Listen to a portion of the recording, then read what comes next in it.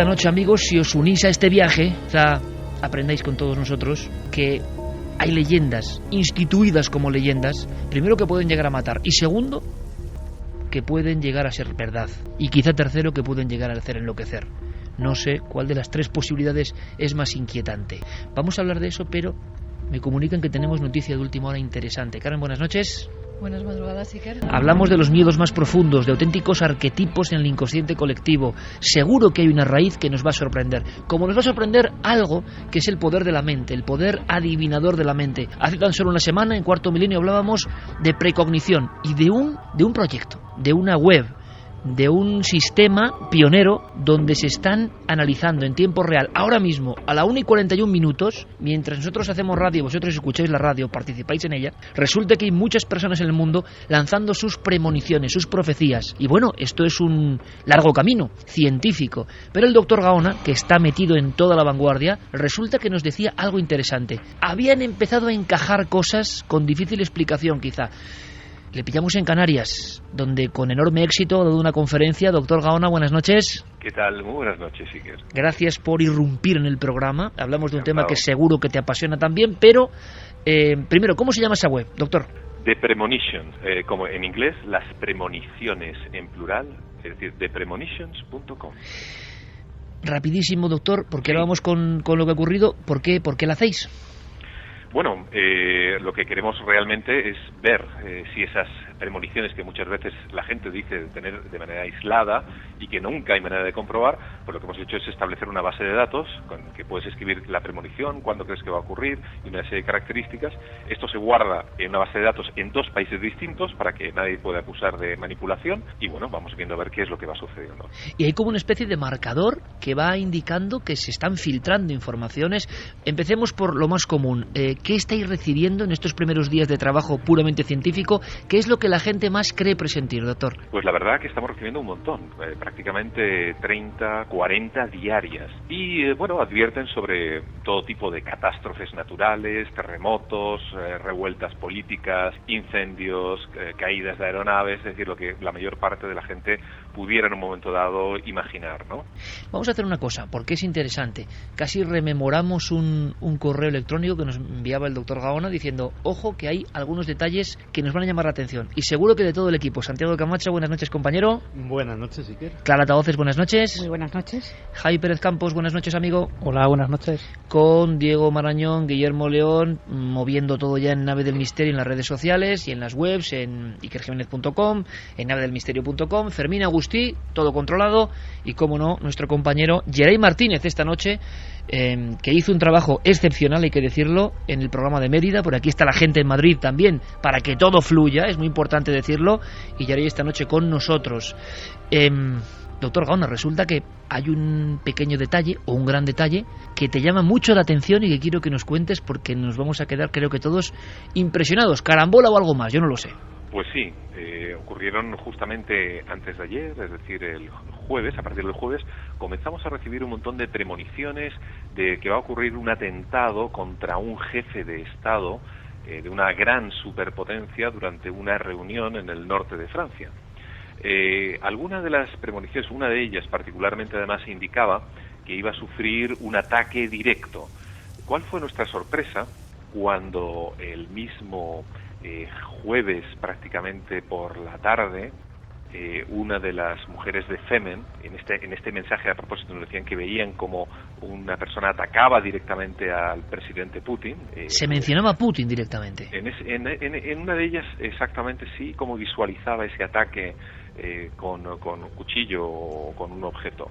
Y justamente por mediodía tarde, es decir, después de haber recibido dicha premonición, ocurrió justamente el ataque en el Museo de Cera sobre la figura de Putin. Pero de manera paralela, lo que sí detectamos es que comenzaron a haber un montón de premoniciones sobre el ataque a un jefe de Estado, además de lo que he mencionado anteriormente, cuya no quiero desvelar la nacionalidad, por lo que vais a entender a continuación. Fue tal la marea de premoniciones, y además con diversas IPs, distintos puntos de España, y todas eran coincidentes, que no pudimos otra cosa que al día siguiente, es decir, ayer mismo por la mañana, llamar a la embajada, no sé, por una cuestión ya de no sé si de ética o en un momento dado sentirnos culpables si pasara algo, porque era demasiada la corriente que de lo que nos llegaba a nuestra web. Y ¿cuál fue nuestra sorpresa? Cuando dicha embajada se lo tomó tremendamente en serio, nos pidió los correos, los textos, la verdad que lo único que mandamos por un asunto de confidencialidad, y lo mandaron a la capital de dicha superpotencia para ser analizado, pero estuvieron toda la mañana, además con una seriedad absoluta. ¿Preocupados con lo que decía la combinatoria? O efectivamente, llamándonos de ida y de vuelta para analizar cada uno de esos mensajes. Y cuando, dentro de esas conversaciones tan largas que tuve, de hecho me resultó difícil pasar consulta ayer viernes por la mañana porque constantemente me llamaban de dicha embajada el jefe de seguridad, el jefe máximo de seguridad de esa embajada, nos dijeron que además se tomaban muy en serio este tipo de cuestiones en relación a las premoniciones, porque habían observado que había que tomárselas tan en serio porque muchas veces eran relevantes, nunca mejor dicho, antecedían a acontecimientos. ¿Pero por qué? Porque realmente no solamente manejamos premoniciones, lo que manejamos son mareas de pensamiento. Es decir, son ideas que en un momento dado invaden a la sociedad y de alguna manera van polarizando. Lo que realmente estamos analizando, quizá no nos hemos dado cuenta, son estas mareas de pensamiento. ¿Qué teme la gente? ¿Qué esperanzas tiene? ¿Qué cree que va a suceder? Porque evidentemente hay unos factores matemáticos. Cuando mucha gente cree que va a suceder algo es porque habitualmente es muy probable que suceda. Claro, mareas de pensamiento. Qué término más interesante. ¿Qué opináis, compañeros? Si queréis preguntar algo al doctor Gaona, ¿por qué? Porque resulta que ya no es solo que digan va a haber un atentado contra Putin, que alguien lo vea con un cuchillo, que dices, bueno, imagino que puede haber premoniciones de todos los jefes de Estado. No sé si ocurrirá eso, doctor, pero que se produzca justo ese símbolo, ¿no?, de que alguien apuñala su figura de cera, pues llama la atención, evidentemente. Pero por otro lado, estamos viendo cómo se aceleran, cómo surgen hacia una cúspide de montaña y cómo bajan, ¿no?, hacia una vaguada los pensamientos, cómo de repente en determinadas horas, no sé si todavía hay estudio de a qué horas o qué días las personas tienden a premonizar, ¿no?, a decir cosas, a profetizar de alguna forma, y eso puede leer una angustia concreta. Yo creo que es un interesantísimo plantel de posibilidades y tendremos que estar muy atentos, ¿no, compañeros? Porque esto, cada X tiempo, por lo menos hay que revisarlo, porque por vez primera tendremos una batería, no a posteriori, no a toro pasado, para saber si la gente de repente tiene una angustia que se cumple.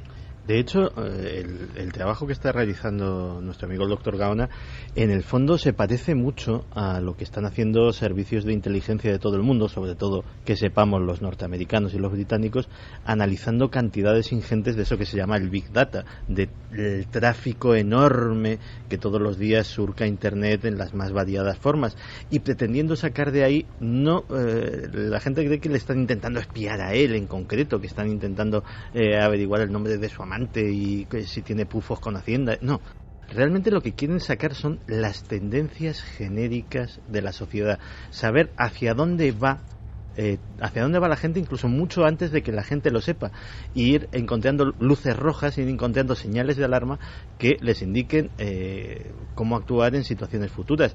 Y en el fondo ese registro de premoniciones que está llevando a cabo el doctor Gaona es una de esas luces rojas. Si de repente muchas personas coinciden en un mismo hecho, no lo vamos a llamar algo paranormal, simplemente hay una parte de su cerebro está detectando, está trabajando con datos que conscientemente no lo saben. Buenas noches, José Miguel. Yo quería preguntarte un dato, a ver si es posible, que aún tengáis, igual es pronto para tener esta información, ¿no? Pero de los avisos que os llegan de presuntas premoniciones, ¿se da la circunstancia que os explican si son, por ejemplo, a través de sueños o estando despiertos? ¿Hay algún dato en este sentido? Evidentemente lo preguntamos.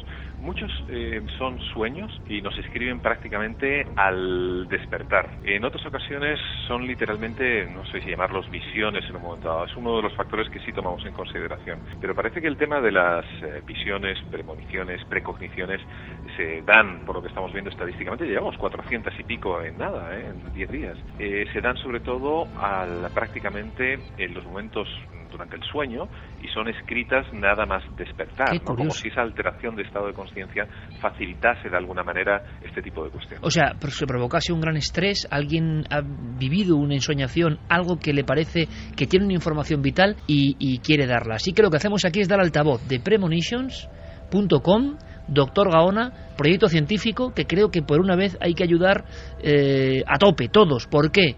Porque estamos hartos, se nos llena la boca muchas veces, la ciencia no hace caso. Bueno, cuando la ciencia hace caso, lo que hay que hacer es ayudar, y cualquier persona que pueda contribuir a este gran proyecto científico, yo creo que merece la pena que lo haga pues a pecho descubierto y sin red. A mí me gustaría preguntarle al doctor si existe alguna premonición a lo largo de esas 400 y pico que ya habéis recibido, que se repita especialmente y que todavía no haya ocurrido, que quizá pueda ocurrir a lo largo de los próximos días. Bueno, pues sí, parece existir en una corriente de pensamiento lo que se traduce en estas premoniciones en cuanto sobre todo a una deflagración de un conflicto mundial. Me parece que eso está como en el inconsciente colectivo de todo el mundo. Entonces muchas personas dicen ver dentro de poco una extensión de una serie de guerras, particularmente en Europa, que nos van a llevar al desastre, ¿no? Eso es quizá una de las que más se repiten. Sin embargo, hay algunas otras que son sumamente interesantes. Lo que pasa es que no, por razones obvias no las estamos publicitando antes de la fecha de caducidad, pues para no influir evidentemente sobre los siguientes que van en un momento dado escribiendo dichas premoniciones, ¿no? Pero las iremos, tenemos varios planes a la hora de ir haciendo públicas de una manera estadísticamente estructurada, como he dicho, para no influenciar, para no crear una tendencia de opinión, como es lógico, claro, si no alteramos el propio proyecto. Lo interesante, doctor, es que si ocurren cosas que ojalá no sean negativas, yo creo que el pensamiento de la guerra, del gran apocalipsis, es también un arquetipo común, ¿no? Y imagino que habrá muchas personas que siempre piensan en esa vía. Es muy bueno dar a conocer el programa, que utilicemos el vehículo del programa también nuestro para fomentarlo. ¿Por qué? Porque si ocurre algo y de repente vemos estadísticamente que muchas personas, como hace la informática, detallado que fue antes, acertaron, pues ahí tenemos ya un material interesantísimo. Doctor, muchísimas gracias por tu ayuda como siempre. Sé que has tenido baño de masas y muchísimo afecto, cosa que nos alegra mucho porque eres parte de este equipo. Gracias, doctor. Gracias a vosotros, y tener la seguridad además de que en cuanto haya nuevas noticias seréis los primeros en saberlo. Un abrazo. Igualmente. Milenio 3. Detrás del misterio. En busca de una respuesta. Cadena SER. Era como una leyenda antigua, algo sacado de un cuento de hadas o de una vieja canción. Todo el mundo hablaba sobre el cazador porque todo el mundo le tenía miedo. La gente siempre temía que volviera a actuar, y cuando lo hacía, daban las gracias al cielo por haberse llevado al niño de otra persona. Quizás sintieran un poco de remordimiento por ello, pero no duraba mucho. Todo el mundo tiene sus propios problemas. No es ni bueno ni malo. Es así. Acabamos de escuchar un corte de la ficción. Los mitos, leyendas urbanas o no, acaban saltando incluso a la gran pantalla y se convierten en nuevos mitos que se van reforzando. El hombre delgado, el hombre que observa, que espía, la propia naturaleza demoníaca o daimónica que nos reta, nos atrapa, nos elimina. El mito, el arquetipo generado por Internet, la historia que vive su proceso evolutivo porque tiene condimentos para que las personas lo crean, es decir, está bien armada, tiene elementos que sorprenden, que son diferentes, nos muestra al hombre delgado como casi una prolongación de los propios árboles. Podríamos hablar casi de un hombre raíz, o de un hombre árbol, o de un hombre salvaje, como los que engalanan algunos frisos, por ejemplo, en ciudades como Úbeda, el hombre salvaje, o en la Catedral de Burgos, ¿no? El mito de la naturaleza convertida en ser extraño que nos observa. Toda la leyenda de la antigüedad de cuando la naturaleza tiene un alma y es capaz de observarnos, capaz de bendecirnos y capaz de atacarnos también. Lo que vais a escuchar ahora no es ficción, es una conversación policial, algo ocurrido en un pequeño pueblo, algo espantoso que conecta con esta leyenda. Y cuando una leyenda genera sangre y genera expectación, obsesión y quizá una raíz real, nos interesa evidentemente. Deja de ser una simple leyenda para ser algo que entra de lleno en el puro misterio. ¿Qué ha ocurrido? Escuchemos. He encontrado a una chica de 12 años. Parece haber sido apuñalada. ¿Parece haber sido qué? ¿Apuñalada? ¿Apuñalada? Dice que tiene problemas para respirar. Dice que le han apuñalado varias veces. ¿Está despierta? Sí, lo está. ¿Respira? Sí, está respirando, pero dice que no puede hacerlo profundamente. Está consciente. Entre preadolescentes. Es algo que ha consternado a una gran parte de la sociedad, pero queremos, Carmen, conocer todas las claves. Pues sí, la voz que oíamos, aparte de la del policía, era de un ciclista que encontraba a una joven, a una chica de 12 años, medio muerta, tenía 19 puñaladas en casi todo su cuerpo, alguna muy cercana al corazón, y quien había apuñalado a esta pequeña no era ni más ni menos que dos de sus amigas, Morgan Geyser y Anissa Weye. Al parecer lo llevaban planeando desde el mes de diciembre, y todo porque estaban obsesionadas con Slenderman. Era una prueba para este ser de que ellas eran de su clan, que en cierta forma había una página web donde Slenderman, o el que decía que era un ser real, que se llamaba así, pedía como un acto de sangre para estar más cerca de su figura, para estar más cerca de él, y además formar parte, ir a la casa que tenía en el bosque, una casa de demonios. Estas niñas, al parecer obsesionadas con esta figura, leían constantemente cosas, relatos que salían sobre él, miraban todas las fotografías en las que presuntamente Slenderman aparecía, hasta tal punto que parece que incluso sus padres también eran fans de este personaje que es de ficción, que surgió en un concurso en el año 2009, pero hasta tal punto que muchas personas, sobre todo preadolescentes y adolescentes, creen que es una figura real. Creen que verdaderamente es un hombre que se aparece en algunas circunstancias y al que se tiene que rendir culto si quieres formar parte de lo que ellos llaman la sociedad de Slenderman. Con lo cual, desde diciembre querían llevar a cabo el asesinato, lo intentaron en varias ocasiones, pero en ninguna de ellas llegaron a cometer el acto, hasta que esta semana sí por fin lo consiguieron en una zona boscosa donde llevaron allí a su amiga y, sin pensárselo dos veces, 19 puñaladas la setearon por todo el cuerpo. Estas niñas están detenidas, van a ser juzgadas como adultas y se enfrentan a 65 años de cárcel. Este es el hecho policial. Luego entraremos en el hecho virtual. ¿Qué es eso de una web? ¿Qué es eso de un mito que surge además conscientemente por parte de fantasías de personas? Y un problema enorme del que, si queréis, hablaremos y podéis debatir con nosotros a través de las vías de contacto. La delgadísima línea que separa ya no la vida y la muerte, ¿no? Es esa pobre niña que esperaba ir al bosque con sus amigas, de todo menos que le iban a intentar matar, sino delgada línea, la finísima línea, cada vez más extendida, más frágil, más invisible, entre la ficción y la no ficción. Esto es un ejemplo de un mundo donde ya, claro, Slenderman claro que existe. ¿Y por qué digo esto? Y alguno dirá, que no, que ya. Que lo que estoy diciendo es que claro que existe en cuanto se derrama sangre en su honor. ¿Cómo no va a existir si hay personas que, creyendo en un personaje, aunque sea de ficción, hacen atrocidades como esta? Por eso han existido los dioses que pedían sangre. Esto en el fondo es el revivificar a través de Internet, parece mentira, la presencia del que pide una especie de tributo para estar próximo a él. Es una especie de resurgir de un mito tan antiguo como el ser humano. Es decir, que las pulsiones de personas como estas niñas, sus padres, en el 2014, no están muy lejos de aquellas otras que ponían un altar de sacrificios y escuchaban la voz del Dios. Ahora la pregunta, porque alguno que no somos nosotros y va de pope, y no, es que esto es una leyenda que surgió, si quieres profundizar de verdad, tienes que preguntar. Imagino que vosotros queréis saber la respuesta, yo no la tengo, pero sí tengo la pregunta, ¿qué es? ¿Esta ficción surge porque sí? ¿O esta ficción se envuelve de un montón de fantasías que en el fondo siempre revolotean a nuestro alrededor y en el fondo también son un ejemplo de una naturaleza que hemos presentido, hemos sentido cerca? Porque en la crónica artística de todos los tiempos, de todas las culturas, os aseguro que hay figuras, mucho antes del 2009, idénticas a Slenderman. Hay que decir, Iker, que al principio el personaje que creó a Slenderman, Erik Knudsen, dijo que eso no tenía nada que ver, que era un asesinato que habían cometido unas adolescentes y que no tenía nada que ver con su personaje.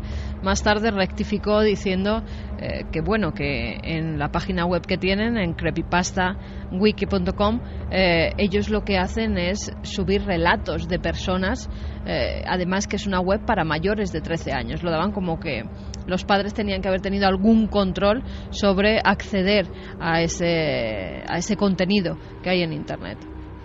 Conversación con el jefe de la policía de este lugar siempre tranquilo, que de repente se ve azotado por una cosa que viene de muy lejos. Alguien ha tomado por cierta la historia y ha hecho caso a unos programas, y unas niñas han querido matar a otra de sus colegas de 12 años, repito, 19 puñaladas. ¿Qué clase de resortes profundos? Repito, si queremos ir al trasfondo y no quedarnos en la noticia y decir que es un mito, que eso ya lo sabemos, es que resulta que el mito se alimenta de una fuerza poderosísima desde el principio del tiempo, y las personas de repente tienen una ira incontenible que parece extrahumana. ¿Qué podían pensar esas niñas apuñalando a la otra? ¿Qué estaban haciendo? ¿Un auténtico rito de sangre? ¿Cómo alguien puede creer eso hoy? Bueno, ese es el gran misterio. ¿Por qué ocurre hoy? Desde luego el oficial jefe de policía no podía creerlo. No lo entiende, claro. Llevo aquí unos 24 años como capitán de la policía de Waukesha y jamás había visto un crimen de esta naturaleza, especialmente si tenemos en cuenta que se trata de chicas de 12 años. La víctima ha estado a punto de perder la vida. Una de las heridas provocadas por las puñaladas está rozando el corazón, y eso sin contar las otras 18 puñaladas que presenta. 2 y 2 minutos. Yo sigo, sin embargo, con el recuerdo de esa fotografía y de otras. Hay otras fotografías en nuestro país, sin salir de nuestro país, donde de pronto surgen seres, y algunos nos ha llegado y hemos analizado en Cuarto Milenio a lo largo de tantos años, donde lo que se manifiesta bien puede ser una ilusión nuestra, de acuerdo, nuestros ojos ven algo que queremos ver, entonces si lo queremos ver es porque está proyectando desde nuestro subconsciente. ¿Por qué? Unas formas muy definidas, el hombre delgado, huesudo, que parece un espectro, que parece que no es ni vivo ni muerto, que parece de otra realidad. Pero no hablábamos la semana pasada, compañeros, con Gonzalo Pérez Arró, y nos decía que en una tapia de un pueblo de Extremadura, de repente al volver por la noche, un hombre ponía su mula entre la tapia y él, como resorte, un hombre valiente, pero como resorte porque veía una sombra delgada, finísima, casi parecía observar el inflamarse del pecho, del tórax, de esa figura esqueletiforme, envuelta en una capa o piel, que le esperaba. Siempre estas figuras, sea lo que sean, sea nuestro pensamiento, sea lo que vosotros podéis añadir, posibilidades infinitas, aparecen como siendo sorprendidas, como una parte de la naturaleza que no estaba en ese guión que tenemos de lo lógico. Entonces, a lo que voy es que mucho antes del 2009, estas figuras han sido soñadas, han sido creídas, han sido creadas, pero han estado ahí en el inconsciente colectivo humano desde siempre. Y yo, es más, me voy a mojar. Yo creo que Slenderman puede existir físicamente. Yo creo que alguna de esas fotografías que aparecen en Creepypasta y en algunos sitios, a lo mejor alguna es auténtica, a lo mejor no es un trucaje. Lo he contado alguna vez, pero creo que es un concepto lo suficientemente interesante como para repetirme. Imaginaos la escena. Un joven monje tibetano lleva días en su monasterio meditando, quieto, rodeado de velas, rodeado de incienso, bajo la atenta mirada de sus maestros. Y un día, de repente, como salida de la nada, aparece una mariposa. Revolotea y se escapa por una ventana. No es la visión de una mariposa. Ha aparecido una mariposa de verdad. Es lo que llaman un tulpa. La plasmación en un ser real del flujo mental, del poder mental, de la imaginación, de la evocación y de la concentración de ese joven monje que tiene que pasar esa prueba antes de ser iniciado en los grados más importantes del sacerdocio tibetano. Los tibetanos creen en los tulpas, lo creen porque dicen que los crean y dicen que los han visto. Slenderman nació en 2009 y probablemente es la primera leyenda urbana a gran escala nativa real de Internet. Si un monje solitario puede crear una mariposa, millones de mentes jóvenes en efervescencia, unidas por la red, creyendo en el mismo personaje, podrían crear un tulpa, podrían crear no una imagen, sino un ser real. Lo que sabemos es que, y es otra de las etapas, estamos intentando analizar detrás de la tramoya de lo superficial que es lo que os va a contar, si cuenta alguien esta historia, ¿qué subyace? Aquí está el misterio de los misterios. No podemos quedarnos como unas niñas han atacado a alguien, creyeron un cuento en internet y punto. Porque el tema es mucho más grave, es más profundo. El tema habla a lo hondo del ser humano desde hace mucho tiempo. Y lo hemos dicho 1000 veces. Todas las civilizaciones tienen sus Slenderman particulares. ¿Eran también ficción? ¿Hay un latente miedo que hace que dibujemos nuestros demonios? ¿Slenderman sería el demonio que rapta niños moderno adaptado a la red? ¿Por qué ha triunfado? Es decir, ¿por qué sí ha sido creído? ¿No estamos en un mundo que ya no cree casi nada? ¿Y por qué de repente, a partir de 2009, hay algo en esa forma? Hay algo en esas imágenes trucadas, ojo. Pero, dice Santiago Camacho, ¿y si alguna es real? Yo eso no lo sé. Lo que sí sé es que tengo de antes imágenes de algo muy parecido. Nadie habló de Slenderman porque nadie sabía de la existencia de ese término, ni siquiera. Ahora lo que ocurre en ese lugar, donde Carlos nos ha comentado que ha habido un crimen que por fortuna no ha acabado en muerte, parece increíble también, 19 puñaladas y no la han matado. La niña ha tenido mucha suerte. ¿Pero qué ocurre ahora? Pues otra muchacha lo cuenta. Lo que ocurría en la antigüedad, que el lugar quedaba marcado. El bosque concreto, quedados con esta definición, el bosque, porque Slenderman sería un ser del bosque, un ser de esa naturaleza que se resiste a ser dominada por el hombre. El hombre está acabando con la naturaleza, es una idea que tenemos todos dentro de la cabeza, metida muy profunda.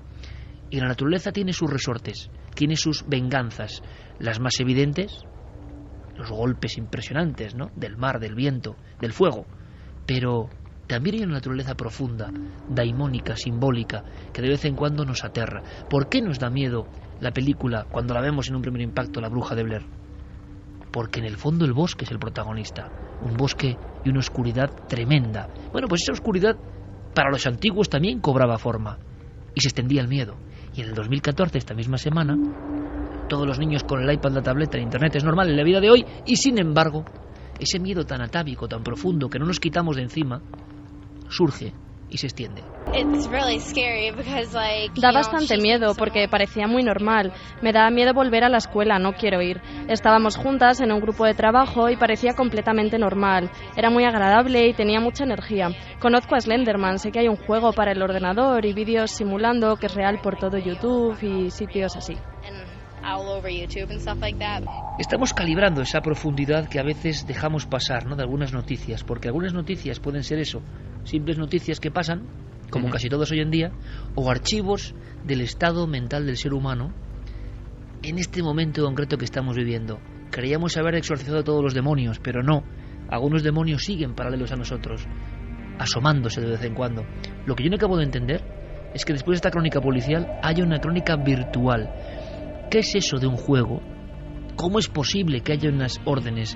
¿Cómo es posible que alguien, porque imagino que habrá un responsable, es decir, alguien que hace esa web o esas webs donde se pide un pacto de sangre casi, o sea, es como la cabeza de la verdad antigua que lanzaba una simbología y la persona tenía que matar a alguien o sacrificar a alguien. Eso es el dios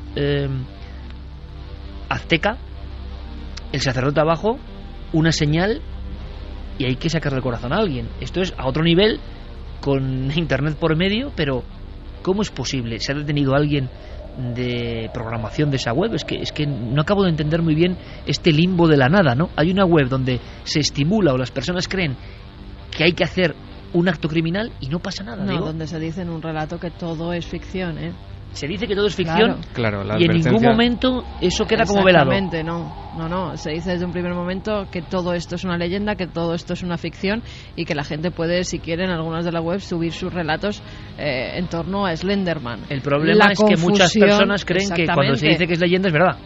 No, o que la confusión está en unas niñas adolescentes que están obsesionadas con esa figura que entre las aterra, o también el morbo de pertenecer a algo oscuro, a algo que pues tiene que hacer un pacto de sangre, pero luego lo llevan a la realidad. Es un poco, y que no me entiendan mal los jugadores de rol, como un juego de rol cuando se lleva a realidad y a matar a alguien. Sí, en este caso es prácticamente lo mismo. En realidad, además, es que la historia está tan clara y el origen de la leyenda está tan claro, se sabe, ¿sabes? Hay datos tan exactos de dónde surge todo, como habéis comentado Todo esto tiene como partida una página web, un foro. Something Awful fue un concurso fotográfico hace 5 años, tal y como comentaba Carmen. Y bueno, se hizo un concurso entre internautas a ver quién conseguía, digamos, la foto más espantosa o más terrible, la que provocase más escalofríos. La ganadora fue la primera de las fotos de Slenderman que circuló, que mostraba una imagen tomada en una especie de patio escolar con unos niños jugando en un tobogán, y a su fondo aparecía pues este personaje de gran estatura, se dice que de unos más o menos 3 metros, con unos brazos muy largos e incluso en algunas representaciones como una especie de tentáculos que parecen salir de su cuerpo. También es curioso que no tiene rostro, es un ser prácticamente al que no se puede identificar. Y bueno, Iker, además... Pero es curioso, Diego, el sí. hecho de que no es precisamente un monstruo horrendo, horripilante, espectacular. Yo a lo que voy es a la fuerza de los arquetipos. Es decir, ese concurso para aterrar, resulta que gana algo que tampoco es tan terrorífico, pero algo tendrá, a algo nos llama, a algo profundo nos habla, cuando directamente gana, y luego tiene esta vigencia como mito real hoy. Pues es que quizá además es la evolución de mitos que todos llevamos muy dentro. Al final, este personaje modernizado y adaptado a la realidad que todos conocemos en 2014 no es más que la evolución de mitos que siempre han estado ahí, como el hombre del saco, ¿no? La verdad es que además es una conjunción de fuerzas, de talentos, si lo quieres llamar así, Iker, porque cada nueva aportación iba dando al mito pues algo más, un aspecto más terrible, ¿no?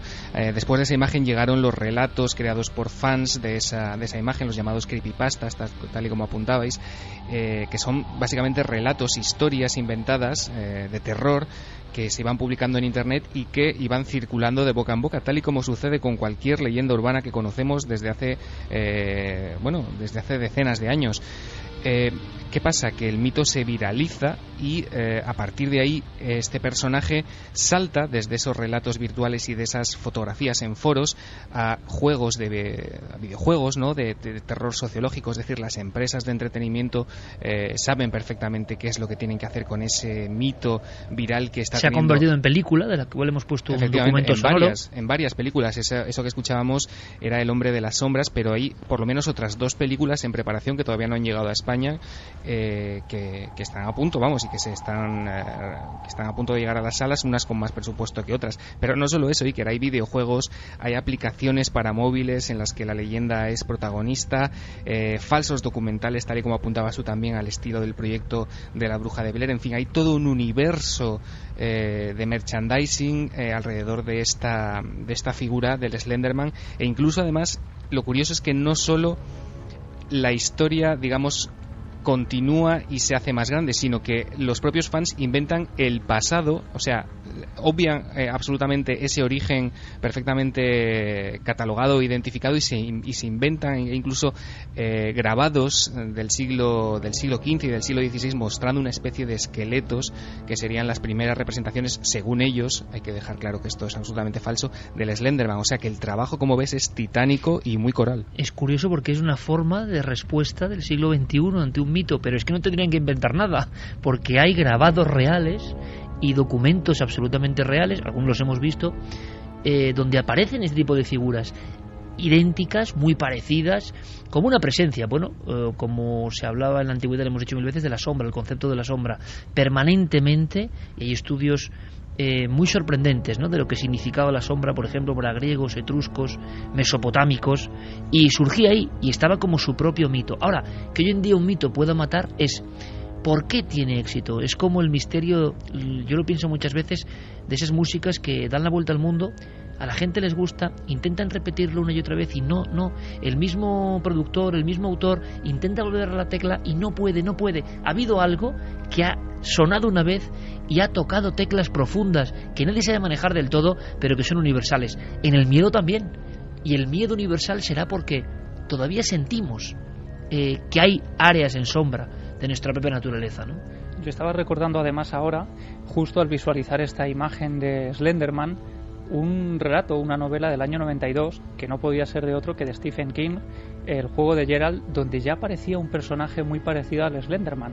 En la novela se habla de la historia de una mujer que se queda esposada a una cama en una cabaña en el bosque, donde ha perdido la llave, no puede hacer absolutamente nada, y Stephen King relata cómo cada noche en el dormitorio aparece un personaje, un siniestro personaje vestido de oscuro, con los dedos muy largos, con una gran estatura, con la cabeza muy pequeña y que se limita a quedarse mirando al personaje durante horas hasta que amanece. Y juega un poco con esa ambigüedad de si es un personaje real que vive en el bosque, precisamente, que entra en la cabaña a observar a esta mujer que puede ser su próxima víctima, o si ese personaje viene de lo más interno de la víctima. La evidencia de que estos seres aparecían al ser humano es antiquísima. El problema de las redes, cuando se empieza a falsear el propio pasado, muchas personas pueden creer que todo eso es falso. Nosotros, por ejemplo, en este mismo verano, en una exposición sobre arte mueble, el arte mueble es uno de los primeros artes de la humanidad. Se constituía sobre la superficie de huesos y muchas veces ha aparecido en las cavernas, no en las paredes, sino en esas realmente primorosas creaciones donde a veces aparecía una cabra, a veces aparecía un felino, y de repente Carmen y yo nos quedamos en hueso, tallado en hueso, de bóvidos habitualmente, se acumulaban, nadie sabe para qué servían todavía hoy. Algunos piensan que eran bastones de mando, menuda imagen, ¿no? Y otros piensan que eran como exvotos de hueso.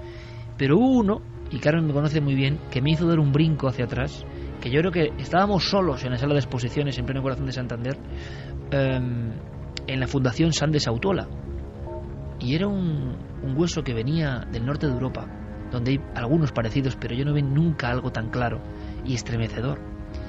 En la propia descripción ultra aséptica y escéptica decía los primeros fantasmas de la historia, y entonces perfectamente grabados sobre ese trozo de material animal aparecía, chicos, porque es impresionante, lo estoy viendo ahora mismo, bueno, aparecían dos figuras, que no era una, sino eran dos, robustas pero delgadas al mismo tiempo, envueltas como de un resplandor, con las manos largas, delgadas, tenían como una especie de capa o de traje, y al llegar a la cabeza no había cabeza. En este caso eran dos decapitados flotando que aparecían. Edad del grabado, unos 33.000 años. Pero no es lo único. En Gönsdorf y en las plaquetas grabadas de Dinamarca se le dijo a algunos de los catalogadores del material, como Leroy Gurham, oye, ¿qué le ponemos a esto? Y dijo, está claro, no entiendo de otra palabra más cercana. Ponle aparecido, espectro, fantasma. Estos creadores de ficción de Internet de ahora, en el fondo no están más que dejando correr su imaginación, una imaginación que fluye por canales muy amplios y que es universal. Claro, es que mencionabas esas imágenes de hace 30.000 años. Es que somos los mismos de hace 30.000 años. Biológicamente somos exactamente iguales a esos ancestros. Y antes de crear herramientas complejas, antes de inventar la rueda, antes de crear cualquier cosa que fuera parecido a una civilización, lo que realmente fuimos fue creadores de dioses. Fue casi nuestra primera creación.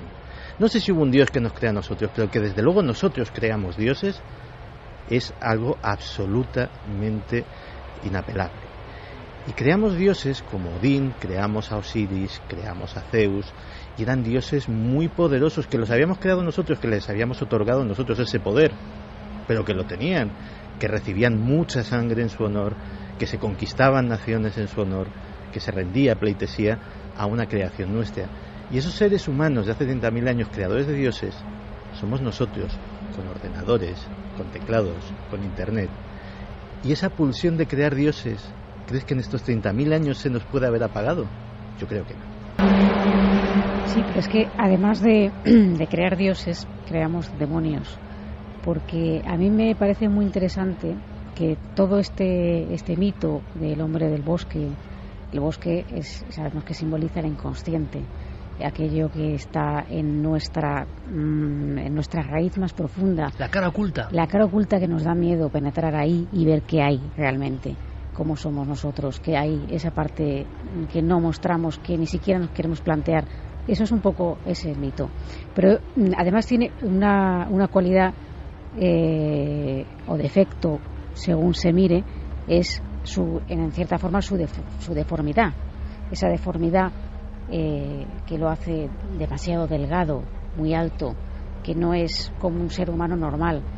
Esa deformidad, ese defecto es el defecto del ser humano, ¿no? El ser humano tiene esa parte luminosa, pero tiene esa parte de sombra que no quiere ver, el defecto de sí mismo, ¿no? De que existe esa maldad dentro de él en algunos casos.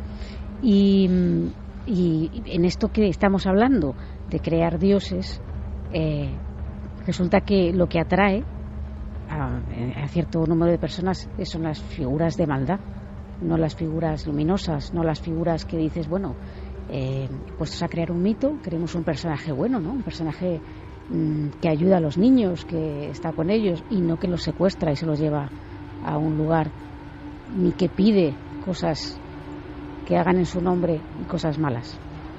Yo estoy recordando ahora cientos de casos donde lo que se aparece es muy parecido a lo que han inventado ahora. Es decir, la invención viene después de la autenticidad. En el fondo es una especie de ensamblaje.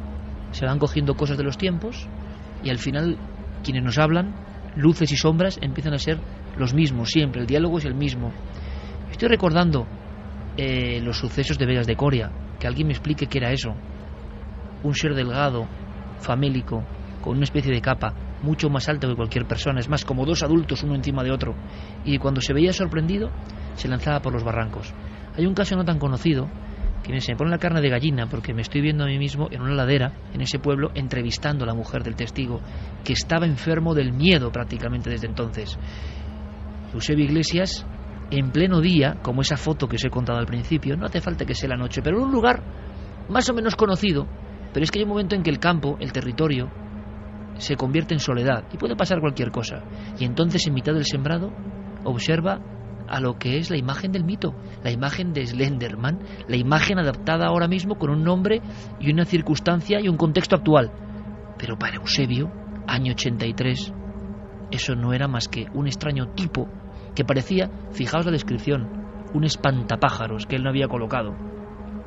Y está ahí esperándole, recto, sin moverse. Solamente el pequeño viento le zarandeaba una especie de capa. Era el absurdo absoluto. Y entonces él, fijaos, pone el burro entre la figura y él. El sol es el sol del mediodía. Él está regresando y contempla perfectamente el brillo de esa figura, como si fuera de un cuero perfectamente reluciente. La figura respira.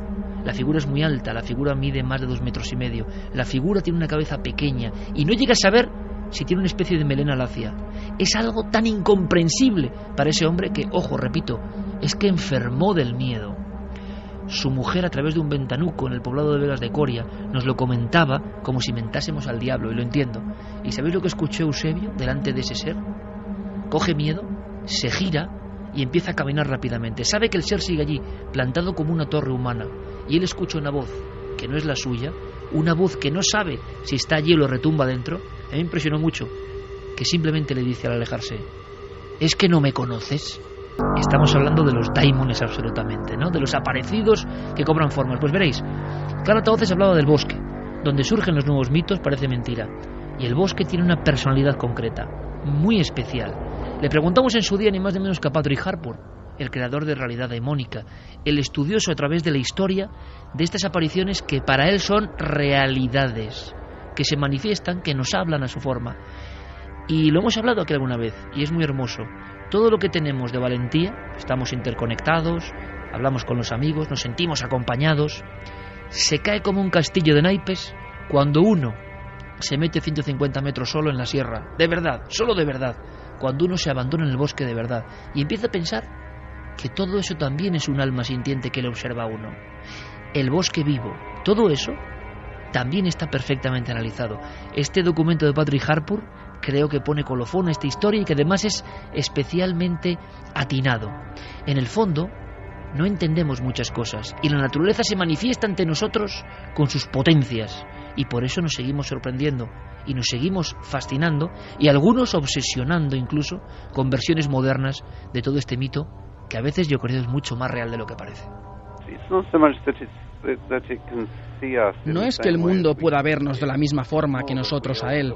Por ejemplo, si decides ir a pasear por el campo, puede ser muy beneficioso, muy sano y positivo, pero de repente puedes llegar a lugares desoladores o a bosques extraños y puedes sentir que eres vigilado. Y a veces puedes experimentar pánico solo por salir a dar un paseo. Pánico viene del dios griego Pan, por supuesto. He escrito más de un artículo sobre estas experiencias, sobre gente caminando por el campo, que de repente se ven superados por la sensación de que el paisaje está vivo y es hostil. Y entonces comienzan a correr para salvar su vida. Esto le ha pasado a mucha gente. Le pasó a mi propio padre, y él no era un hombre que se asustara fácilmente. 2:27. Un mito moderno. Por desgracia, el mito, actualizado, genera episodios dramáticos. Ojalá sea el último. Por supuesto, que no se enfaden nuestros jugadores de rol, que siempre que mencionamos jugadores de rol todo el mundo no, pero ha habido algún caso criminal que se relacione con el rol y que realmente es terrible. Cuando alguien se pasa de vueltas y confunde, mejor dicho, realidad y ficción, ¿por qué? Porque en el fondo las delgadas líneas no son fáciles y para algunas personas menos. Cuando has visto la fotografía, Carmen, de esa aparición con la que empezábamos esta noche, y que alguien me dijo a mí, mira, esto es como lo de Slenderman, pero de verdad, ¿qué sentido al ver esa foto? Es muy rara, ¿verdad? Es una fotografía que vimos hace varios años y siempre nos resultó muy extraña. Incluso yo creo que ni siquiera conocíamos la intrahistoria de Slenderman. Habíamos visto un personaje extrañísimo atrás que parece no ver nadie en esa playa. La fotografía todavía no podemos subirla, que está preguntando todo el mundo por ella, que por qué no la subimos. No tenemos el consentimiento de las personas que aparecen en ella, con lo cual su privacidad es lo principal. Cuando tengamos el permiso, si es que lo conseguimos, ya lo haremos, ya la daremos a conocer. Pero es el absurdo, es un día de playa, no hay nada que dé miedo, hace sol, la gente está jugando, esa pareja está pasando una mañana, una tarde, no sé qué sería, feliz, están sus hijas alrededor y de repente el absurdo aparece al fondo de la imagen. Hay una niña muy cerca o una mujer, no se identifica muy bien porque está bastante alejada, ahí se puede medir la diferencia de altura que hay entre esa aparición y esa mujer y parece que solamente la cámara ha sido capaz de captar esa imagen como alguien que es sorprendido, allí. ¿verdad? Exactamente. Solo, además solo, sin nadie. Porque en esa escena nadie parece estar dándole importancia ni nadie parece estar viendo a esa presencia tan gigantesca que por lo menos tenía que llamar la atención de los que había alrededor. Bueno, pues es que es lo que hablamos. Hay fotografías anómalas de plena confianza que resulta que reflejan ese mito, ese tulpa que diría Santiago Camacho, esa condensación de energía, aunque en esa playa tan apacible nadie parecía estar pensando en nada terrorífico, pero de repente el ojo de la cámara capta algo que quizá estaba ahí, y estaba ahí como sin ningún tipo de lógica, porque la vestimenta, si es que es una vestimenta, y sobre todo el rostro, un rostro como hinchado, deformado, incluso emborronado. Es muy raro, es una historia muy rara.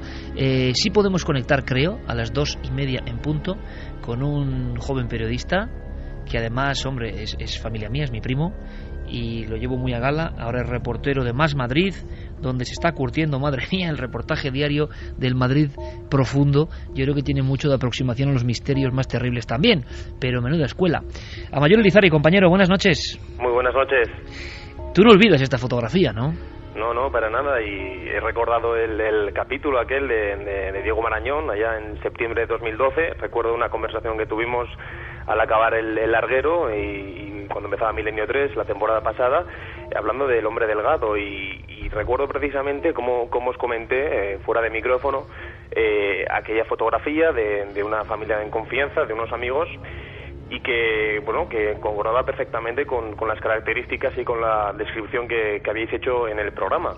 Y como bien has comentado, nada más iniciar Milenio 3 esta noche, es que la silueta de ese hombre, de la figura, de la presencia que aparece en una playa del este de Mallorca, bueno, pues es que concuerda perfectamente con todo lo que se ha comentado. ¿Qué te llama la atención especialmente? Yo recuerdo, hay que decir que son familia, no mía, pero sí tuya, y personas de la máxima confianza, y que ellos no vieron nada en ningún momento. Solamente al revelar la fotografía, porque es de revelado antiguo, hablamos ya de bastantes años, y ahí surge algo que yo no sé a ti qué te llama la atención, porque tú me hablaste de esa fotografía siendo pequeño, con un pavor que luego lo descubrí años después y me impresionó muchísimo. ¿Qué es la expresión, la altura, la figura, lo absurdo? ¿Qué es lo que más te llama la atención ahora revisitándola de nuevo? Sí, lo primero que hay que dejar claro, bueno, la fotografía pertenece a unos amigos y una familia de extrema confianza, o sea, es imposible que aquí haya truco, haya fraude.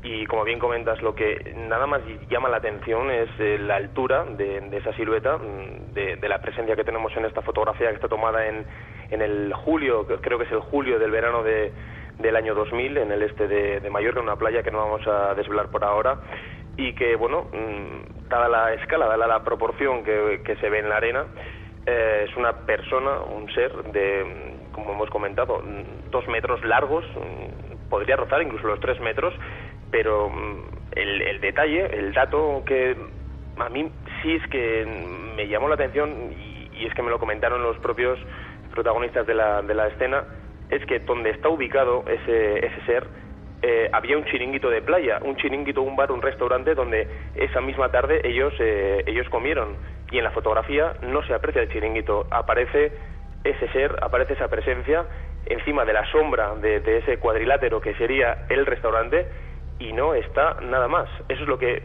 llamaba la atención por encima de cualquier cosa. Había un rostro como que miraba, ¿no? Una especie de cara, pero que no acaba de ser una cara, y que parece que está observando precisamente a quien hace la fotografía, que es lo más extraño.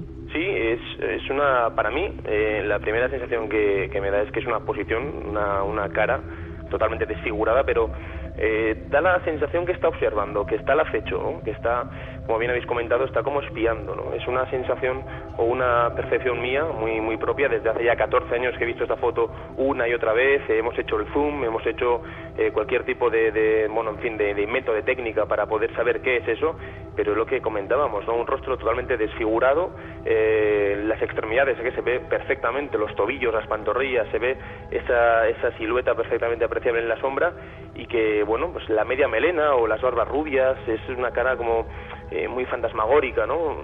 Hay quien me dice, no tiene rostro o no tiene expresión, pero a mí la sensación que me da es que esa presencia parece que quiere comunicar algo, parece estar receptivo o inquieto, ¿no? Es una estampa que perfectamente, deja muchísimo a la especulación, en fin, cualquier tipo de pregunta puede quedar abierta aquí, pero yo lo que os he comentado, y es el detalle que a mí me daba rabia, quizás que no pudiéramos comentar más, porque es una fotografía de hace ya 14 años, no está ni siquiera digitalizada, y es que en ese mismo lugar me comentaban mis amigos que ahí estaba un restaurante, y en la fotografía el restaurante desaparece, está totalmente volatilizado, no hay más que una sombra, y en esa sombra la preside, la corona, esta silueta enorme de casi 3 metros, pero lo que no aparece es el restaurante.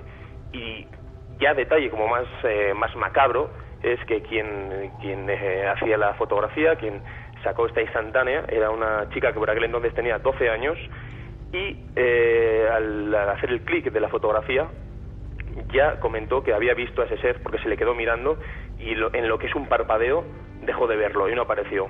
O sea que la testigo principal, que esto yo no lo sabía y era una información que no tenía, sí que cree ver a alguien y que luego ya no está. En el momento que ejecuta la fotografía, que la instantánea ya una vez está capturada en la máquina, ella se quita el objetivo de la cara, del ojo, hace simplemente una vista al fondo porque algo le llama la atención y reconoce algo que ya ha visto con anterioridad. Yo he mantenido conversaciones con esta protagonista muchísimas veces durante años, porque somos coetáneos, somos de la misma edad, y me comentaba que ella ya tenía la sensación de conocer, de saber quién era aquel hombre de la túnica azul, y me comentó una noticia que fue, siempre fue para muchos medio cachondeo, para otros no fue tanto, pero que le marcó, y fue que ese ser ya se le apareció cuando ya tenía unos 5 o 6 años. O sea que las personas se quedaron muy impresionadas con esta historia, es decir, que los testigos, la familia, que conocemos incluso, yo no con tanta cercanía como tú, sí que luego imagino que esta fotografía, como tantas que nos llegan a Cuarto Milenio, que dicen, oye, ha salido algo, bueno, la niña dice no sé qué, pero en este caso sí que fue un peso, sí que, no sé, imagino que les impresionó, y yo no sé si les preocupó. Yo siempre he oído, y además lo digo porque lo he oído, lo he escuchado, lo he incluso casi tocado, es que les marcó aquella fotografía, que por cierto la vieron casi, pues no te voy a decir años después, pero sí a los meses después, porque entonces no contábamos con la digitalización, con todo, digamos, el avance tecnológico que hay hoy en día, con las fotografías, con los smartphones o con cualquier tipo de máquina fotográfica o de vídeo, y en este caso pues a los meses, bueno, en cuanto ven esa silueta, esta persona no enloquece, pero sí enseguida, bueno, pues el rostro cambia totalmente, se le queda pálido, y pues con una expresión que yo recuerdo que me comentaba que a esa persona, o a ese ser, porque ella se refiere a él como a esa persona, decía, ya lo he visto antes, ya lo conozco, y claro, cuando aparece en la fotografía y recuerda el flash de nada más quitarse el objetivo del ojo, al verlo, algo le conecta en el subconsciente, algo le hace ver que ya le conocía, y me dijo efectivamente que ya desde hacía años a esa persona de la túnica azul, de esas barbas, bueno, pues de melenas rubias, o es que tampoco se puede decir si son barbas o melenas, esa cara desfigurada, ya la conocía y ya la había reconocido, y su sensación era que le quería transmitir algo, que le quería decir algo, era como un mensaje o una, por la posición en la que aparece esa silueta en la fotografía, como que hay algo que le quiere transmitir, y desde entonces no ha vuelto a aparecer en estos últimos 14 años. Caballero Lizari, compañero, mucha suerte y nada, buenos reportajes en Más Madrid, compañero, te veremos. Muchísimas gracias. Un abrazo. Un abrazo. Resulta, y esto nos recordaba, que la niña pequeña, que es la que hace, vamos a hacer la foto a los papás, ya había tenido algún tipo de aparición o de presencia. Claro, esto es lógico, es ilógico, y luego durante 14 años después no vuelve a ocurrir nada. Bueno, pues cosas que pasan, como tantos casos que nos llegan, que no sabemos interpretar del fondo, pero que yo hacía esa analogía, o la hacía más bien mi primo mayor, diciendo, es que esto que cuentan, que es absolutamente un mito, y que es un mito que está demostrado, resulta que hay fotografías que se le parecen mucho. Bueno, igual estamos en las orillas de un mundo, bueno, y si describimos a muchos tripulantes supuestamente de los ovnis, porque decimos que son tripulantes, o los testigos lo han creído, o ha habido una luz cercana, pues también se parecen mucho a algunas de esas figuras, ¿no? Es decir, no hay tanta diferencia. Pero aquí se hablaba de niños, ¿verdad? Y de que esta figura raptaba a los niños. Pues ahora vamos a hablar de niños, y yo siento que es el programa un poco oscuro, pero viene así. Hay un par de noticias que tienen que ver también con leyendas urbanas y que tienen un trasfondo que nos va a inquietar. Pero antes, nuestra audiencia, mensajes. Pues vamos con algunos de los mensajes. Al parecer este tema le está dando bastante mal rollo a mucha gente. A Josema, por ejemplo, que dice que no lo pasaba tan mal desde el día de las dramatizaciones. A Inat, que hoy Milenio 3 ha hecho que encienda la luz, que madre mía. Jesús Martín Vidal decía, ¿y si la inspiración del autor de Slenderman fue su subconsciente? ¿Y si lo había visto y ni siquiera se dio cuenta? Lo que decía Santi me parece muy interesante. The Real Tweet pregunta ¿a qué edad está completamente desarrollado el lóbulo frontal de un menor? Del fanatismo a la psicopatía hay un paso. Borja dice que al final los miedos... pasa mucho tiempo, pasa mucho tiempo, es decir, el cerebro sigue formándose, y es más, los últimos estudios indican, y es interesante, le podemos preguntar a Manuel Martín Loeches, pero que en la adolescencia nuestro córtex, nuestro cerebro no está acabado del todo, y eso me parece muy sorprendente, ¿no? Borja nos decía, al final los miedos son los mismos desde el origen de la humanidad. Lo que cambian son la forma de expresarlos. Adrián Vélez, Slenderman es una criatura del bosque. ¿Tendría algo que ver con los Nightcrawlers de Yellowstone? Uno es oscuro y tétrico y parece que representa al mal por los hechos que le rodean. Los otros son blancos y luminosos y en parte hasta graciosos. Parecen representar al bien ya que nunca han hecho daño a nadie. Este es un mito sobre el mito, ¿no, Javi? Aunque como siempre también bebe de la realidad. Es que no es casual que Slenderman sea un personaje que nace en Estados Unidos. El bosque en Estados Unidos, y eso lo he vivido de primera mano, es incluso a día de hoy la fuente de una buena parte de las leyendas, no solamente de Slenderman o del caso de Yellowstone. Estaban los Hide Behinds, que se supone que son seres que se esconden detrás de ti, como dice su propio nombre, y que no los ves y que son precisamente los que provocan esos ataques de pánico que tienes en el bosque. Hay muchísimas leyendas de bosque en casi todas las zonas boscosas y prácticamente en todos los estados hay zonas de bosque. Y yo creo que no es precisamente casual eso, o sea, que haya nacido en Estados Unidos, donde el bosque es el gran semillero de las leyendas, ¿no, Javi?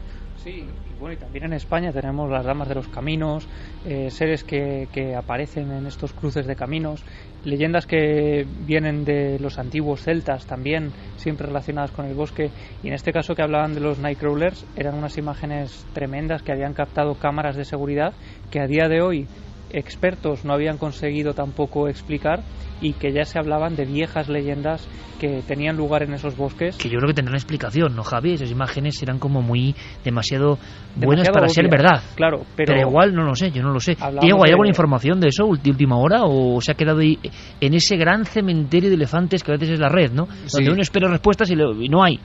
No, además es que es lo que dices, es un cementerio de elefantes en el que la información va quedando absolutamente olvidada, pero en relación a lo que comentabais, que además esta leyenda está centrada en los niños, eso llama poderosamente la atención porque la propia leyenda dice que Slenderman es un ser que pasaría desapercibido para los adultos, es decir, está absolutamente dirigido a un público concreto.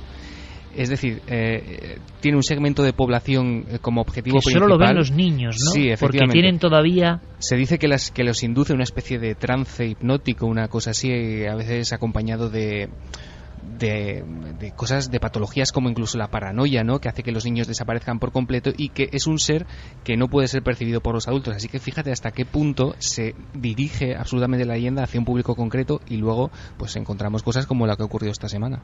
Bueno, y espera, Diego, porque esto es interesante, y como Harpur nos lo comentaba, te lo comentaba en una larguísima entrevista, muchos de los informes sobre seres del bosque son de niños. Por tanto, los adultos los despejan como que no tiene ningún sentido el ser de niños. Pero Harpur dice, es que se aparecen a veces a los niños porque son los que pueden verlo, ¿no? Y ahí está este juego extraño entre fantasía y realidad, pero que está muy latente, ¿no? Por cierto, una cosa, es que yo estoy un poco preocupado porque Clara me ha hecho un par de miradas. Me ha puesto la carne de gallina Clara, le he pasado la fotografía de Marras y no sé qué está pensando esta mujer. No, es que, claro, viendo la foto con más detenimiento y ampliando lo que es la cara, la impresión que da a mí, por lo menos, es que, como has dicho al principio, pudiera ser una mujer. Pero es que además, si me apuras, te diría que más que una mujer, o sea, es la imagen que tengo al ver, ¿no? Pero la sensación es como esas caretas que utilizan a veces en los atracos, en las películas americanas, que tienen caretas como de viejo. ¿Una máscara? Una máscara de vieja en este caso, porque a mí me da la sensación de que sí que tiene algo de melena. Montaña Sánchez nos decía, se podría estar hablando de una secta a través de la red, toda esta sociedad Slenderman que se ha creado. Blanco Oriol, Slenderman me recuerda a las sombras de piernas infinitas que captó la cámara en USA en un parque. Esas. Las que hablábamos anteriormente. Fátima, una mente joven y maleable, escuchando o viendo algo que no debiera por su juventud, quizá no diferencie lo verídico de lo ficticio. Bueno, pasó también con la película de Superman, ¿no? Los niños que se tiraban por la ventana vestidos de Superman porque creían que iban a volar. Bueno, pero y en España hemos tenido también otros casos con gente ya mayorcita que ha vertido sangre en nombre de viejas deidades.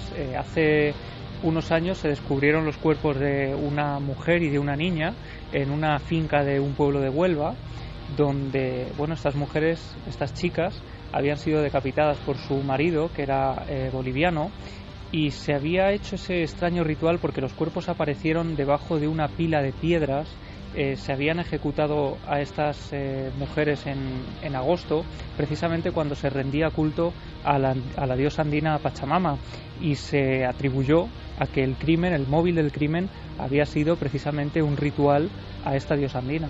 Diosa andina, que significa realmente la madre tierra en sí, la naturaleza, de donde surgen todos los ángeles y demonios.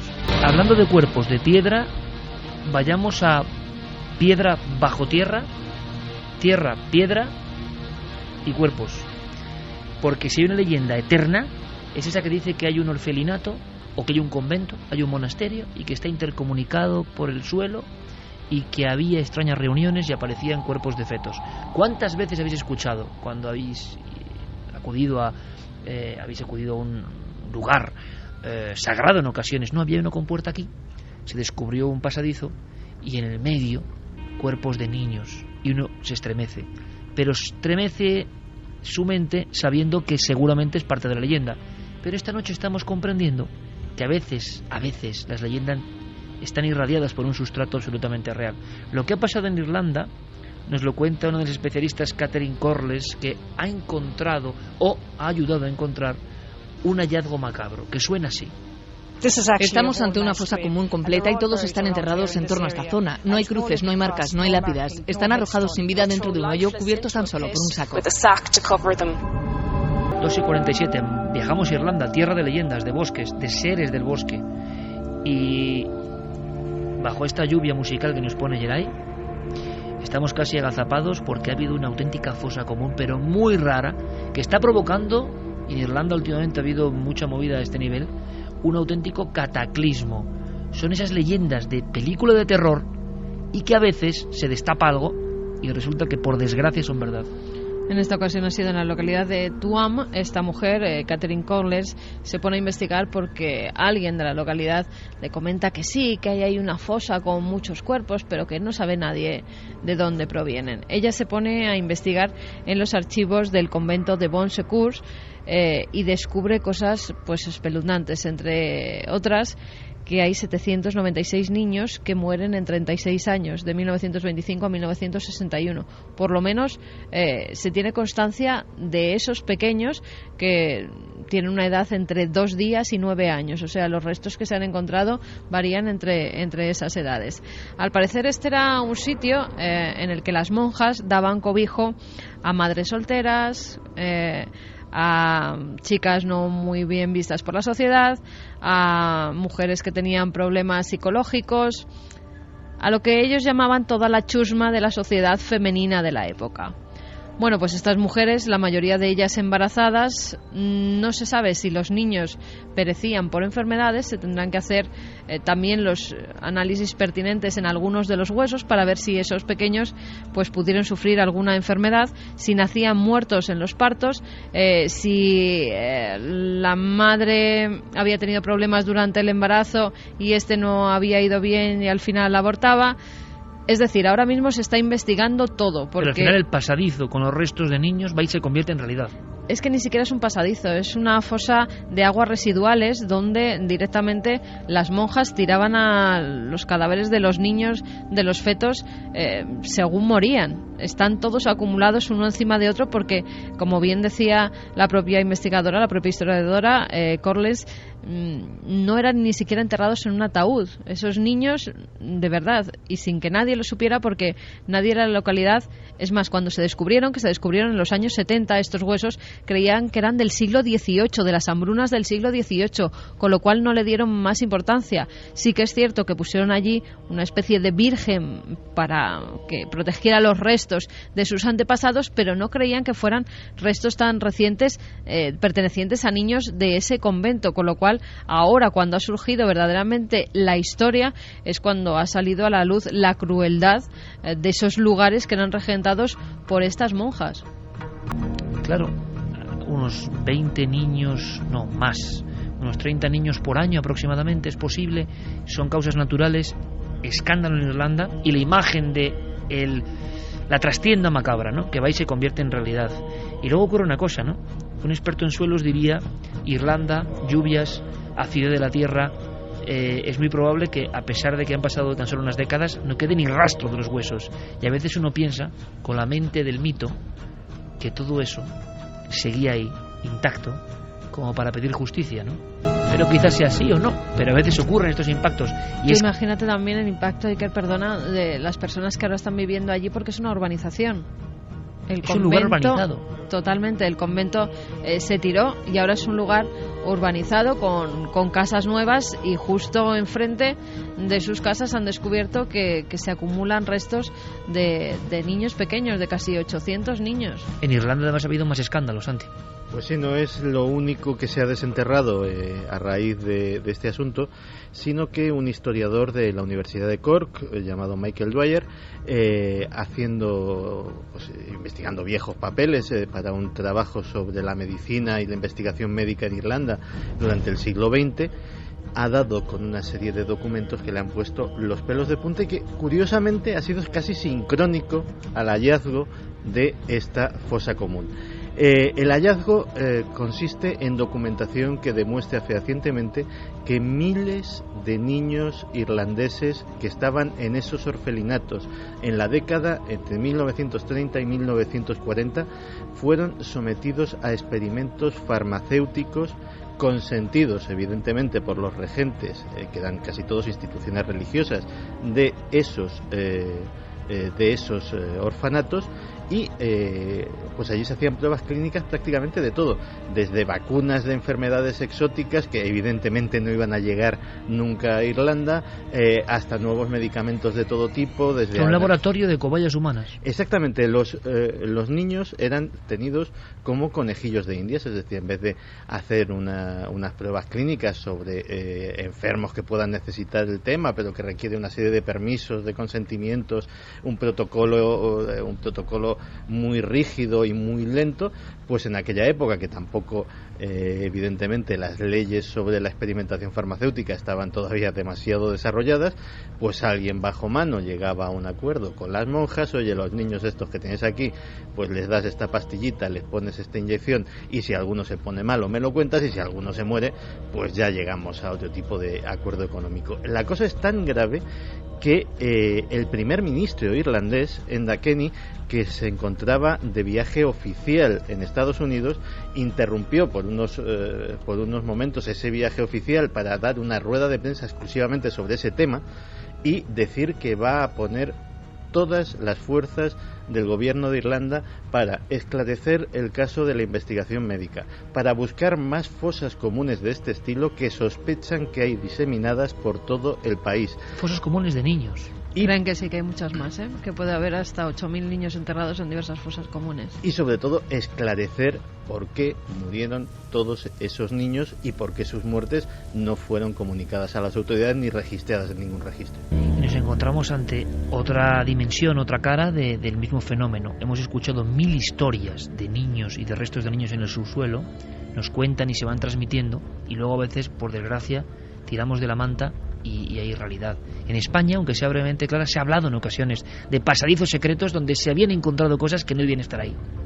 Sí, hay muchas leyendas, infinidad de lugares en donde se cree que, bueno, o por lo menos la leyenda, el mito, habla siempre de que ha habido un pasadizo que comunicaba, bien sea lugares de poder, de estamentos de poder, me refiero no a lugares de poder como lugares telúricos, sino pues palacios, castillos, monasterios que se comunicaban entre sí por diferentes fines. Muchas veces monasterio y convento, iglesia y convento. Palacio y convento. Entonces, estas leyendas, pues muchas veces no se han podido demostrar. O sea, es una cosa que ha pasado un poco en la tradición popular y ya está. Pero en algunos casos, fíjate, estamos en una ciudad que yo creo que es una de las ciudades más huecas del mundo. O sea, Madrid, no solo ya por la monumental obra de la M30 que se hizo, ¿no?, para soterrar la M30, y se cavó y se encontró pues infinidad de objetos y de huesos, de vestigios del pasado, tanto de animales prehistóricos. En las obras de la M30 se encontró de todo, eso yo no lo conozco. Sí, infinidad de las cavernas, entre ellos. Sí. Infinidad de objetos, incluso puentes y cosas que se llegaron a exponer en una especie de exposición que se hizo sobre ese tema concreto. Es decir, se removió tantos millones de toneladas de tierra que era imposible encontrar algo, ¿no? Y dentro de esas cosas que al final se han demostrado que sí que era verdad, tenemos un ejemplo que es monumental, y es el Palacio Real, el antiguo Palacio Real. Incluso cuando tan noticia últimamente, por cierto, sí, ¿no? Sí, porque precisamente bueno, pues se ha visto, ¿no?, cuando se hizo una remodelación de la Plaza de Oriente, que bueno, pues José Bonaparte tiró toda esa zona porque quería construir un proyecto masónico, de paso se ha dicho, ¿no? Pues al hacer esa remodelación se encuentran con que esos pasadizos de los que se hablaba, se rumoreaba en los mentideros de la villa, existían, y no uno, sino varios que se dirigían a diferentes lugares y con diferentes fines. Uno de ellos, por ejemplo, llegaba hasta el monasterio de la Encarnación, que nuestros oyentes les sonará decir, bueno, ¿qué me suena esto? Suenará precisamente porque allí se custodia la famosa ampolla de la sangre de San Pantaleón, que ocurre esa especie de liquefacción todos los años, ¿no? Pues parece ser que uno de esos pasadizos conducía hasta ese monasterio. Desde el monasterio, el Palacio Real, que no es poca cosa. Que no es poca cosa, precisamente para que los monarcas pudieran acudir a sus oficios religiosos sin necesidad de transitar por la calle, ¿no? O sea, que nadie tiene por qué saber cuándo ellos iban a rezar. No nos va a dejar salir. Lo que estamos escuchando, y no es habitual. Primero, no es habitual una historia que tiene que ver con Ouija, con fenómenos extraños en el teatro español. Y segundo, no es habitual porque hay obras maravillosas, La Mujer de Negro, por ejemplo, que en su día vimos con Jorge de Juan y Emilio Gutiérrez Cava, que vinieron a contarnos historias que pasaban en teatros españoles. Porque hay unos cuantos, un puñado de teatros donde pasan cosas realmente dignas de la parte más sobrenatural de Milenio 3. Pero coincide en cartelera una obra que tiene un plus, que a mí me ha sorprendido mucho, y gracias a Fermín Agustí hemos sabido de esta historia, y es que es un caso real y bastante dramático, el que con el pasar del tiempo y una investigación auténtica se convierte en obra de teatro. Sí, y yo creo, Iker, que es la primera vez que contamos un testimonio que ha originado una obra de teatro que se está representando ahora mismo, hay que decirlo, para los oyentes que después de escuchar este caso tengan interés en ver lo que se está haciendo. La obra se llama Verónica, se representa en el Teatro Maravillas los viernes, sábados y domingos, y la persona que nos cuenta esta historia no es cualquier persona, es una importante actriz española, se llama Ana Villa, que tiene gran experiencia en el teatro, ha participado, por ejemplo, en el rodaje de películas como Juana la Loca, en series como El Comisario, Hospital Central. Es una persona acostumbrada al mundo del cine, de las series, y que la gente probablemente la recordará, ¿no?, de esos papeles televisivos. Y es la protagonista de esta historia. Efectivamente, y su historia es la que generó, la que motivó que se llevara a cabo un guión inspirada en esa historia que ella vivió en los años 80, una historia que la marcó hasta tal punto que, bueno, ha conseguido que ese impacto se haya reproducido en unas páginas de guión que ahora mismo se están reproduciendo en Madrid, se están representando. Pues me parece una cosa muy curiosa y es más, lanzo ahí la onda, ¿no?, o la piedra. Es que da para mucho, y muchas veces lo decimos, ¿verdad? Cuántas historias podrían ser interpretadas y seguro que encandilaban al público. Pero claro, ahora todo el mundo está esperando que conozcamos la historia real, lo que le ocurrió a esta chica.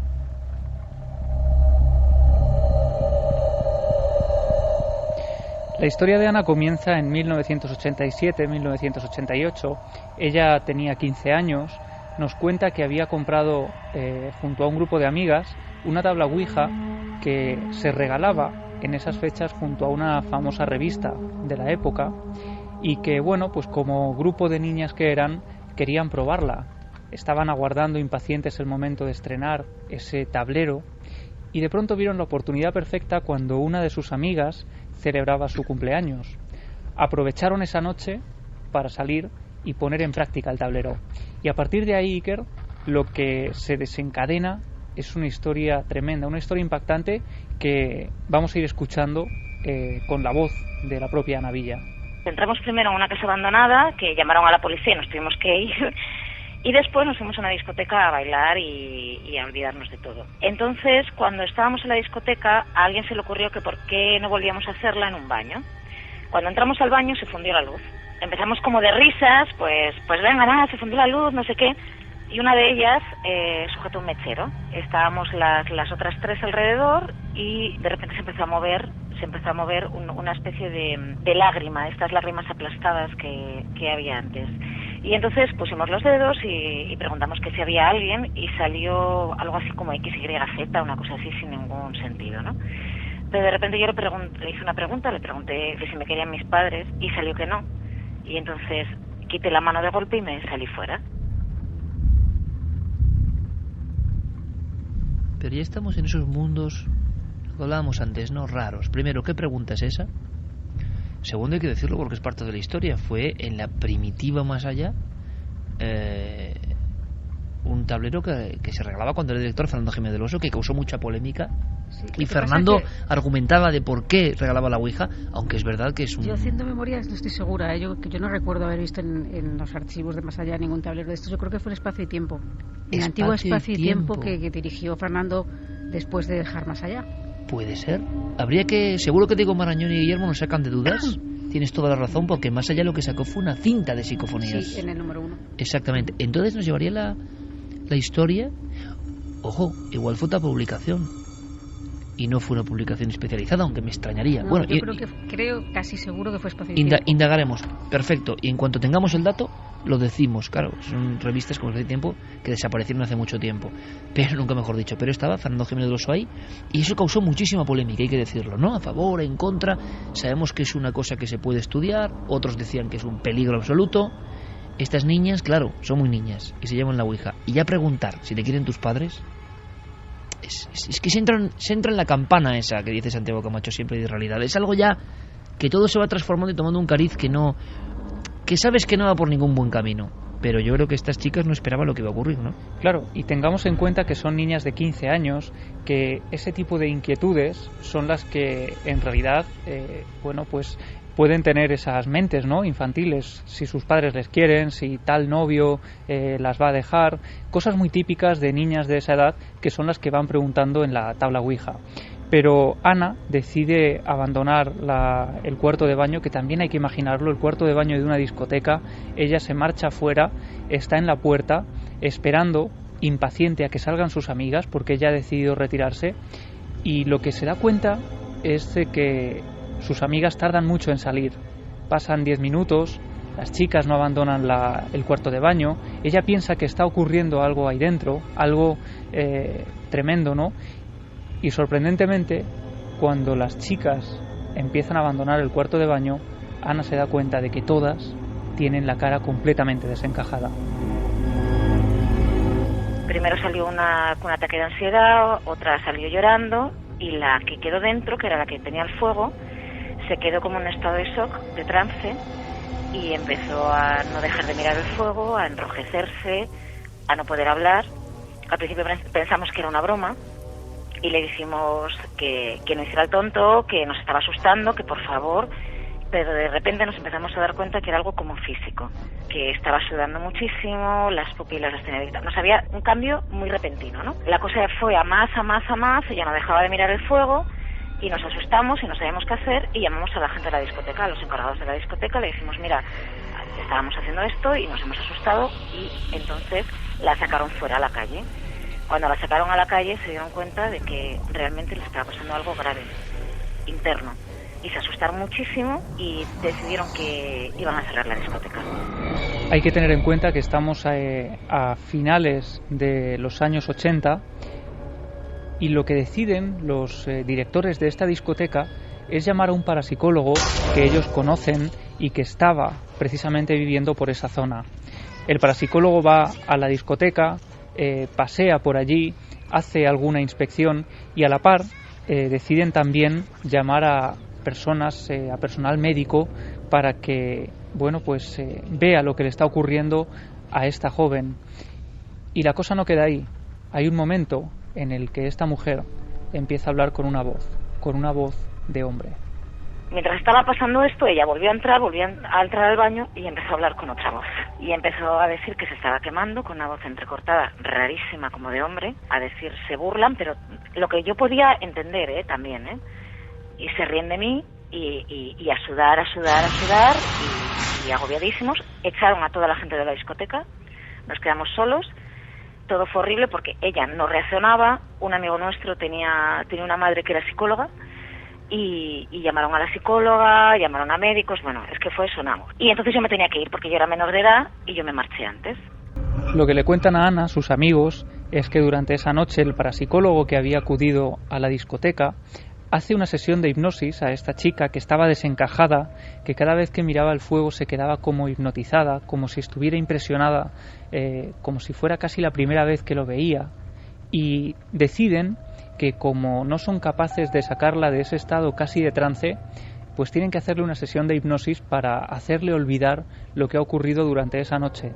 Y aparentemente funciona, porque cuando Ana acude a casa de su amiga a la mañana siguiente, esta no recuerda absolutamente nada de lo que ha ocurrido la noche anterior. Entonces al día siguiente fui a verla a su casa y ella fumaba y vi otra vez que estaba rarísima cada vez que se encendía el fuego. Yo perdí el contacto con ellas porque me fui a vivir a Galicia, con mi padre lo ascendieron en su trabajo, y me fui a vivir a Galicia y perdí el contacto con ellas. Y lo último que supe, yo no sabía si le había dado una crisis, no tenía ni idea de lo que le pasaba, es que a ella la llevaron a médicos, la llevaron al psiquiatra, fue de todo. Años después yo estaba en el instituto, volví a Oviedo, y en el instituto yo era una cosa que no había contado, ni lo que me había pasado ni nada, lo único que me dijeron que si quería hacer la ouija, yo dije que no quería hacerlo, que había tenido una mala experiencia y que no lo quería hacer. Pero había 15 personas en una mesa, y entonces empezaron a preguntar que a quién conocían de la mesa. Y el espíritu dijo que conocía a 3 personas de la mesa. Y una de las cosas que pasó, yo no había puesto el dedo, es que el vaso salió disparado hacia mí. Inmediatamente Ana recordó lo que había ocurrido en esa discoteca de Oviedo hace unos años. La discoteca se llamaba Vanitas Vanitatis. Lanzamos también este dato porque parece que es una historia muy conocida, que quizá a raíz de esta emisión podamos obtener algún dato más de lo que ocurrió aquella noche, pero como vemos, años más tarde, en otra sesión de Ouija en la que ella no participaba, ese espíritu aparentemente dice reconocerla.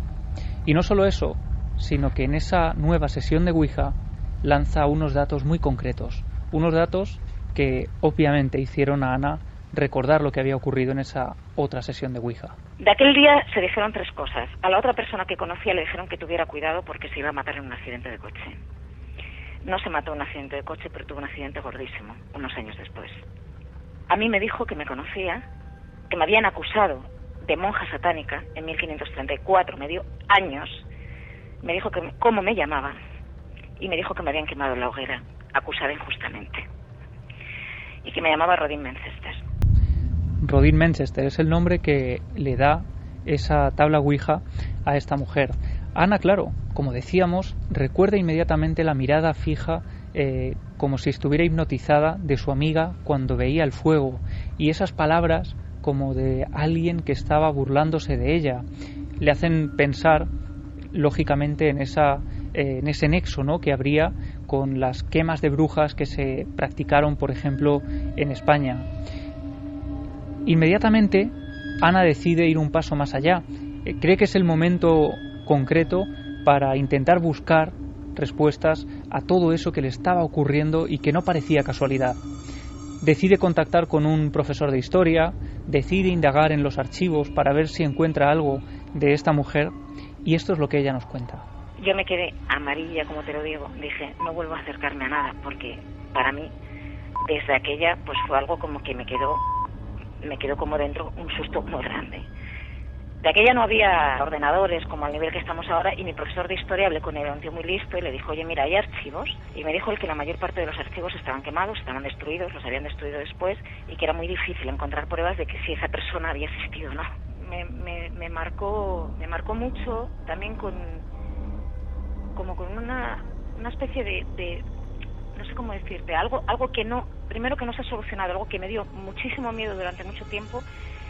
Y es una situación en mi vida que, viviéndola yo como era un adolescente, todos los adultos que había alrededor se la tomaron muy en serio. O sea, no es una cosa de un adolescente que dice, Dios mío, está pasando algo. Es que desalojaron una discoteca entera.